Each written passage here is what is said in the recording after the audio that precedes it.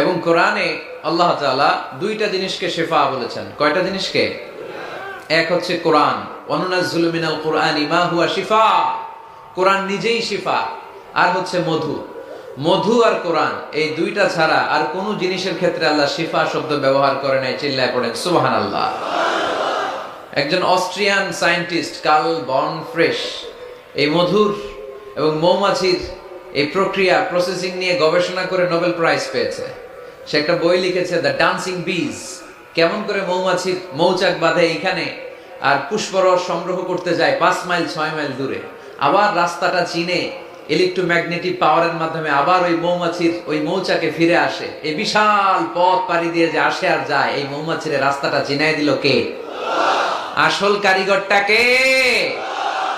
আল্লাহ। এবং তিনি গবেষণা করে পেয়েছেন আমাদের পেটের ভেতরে পাকস্থলী একটা,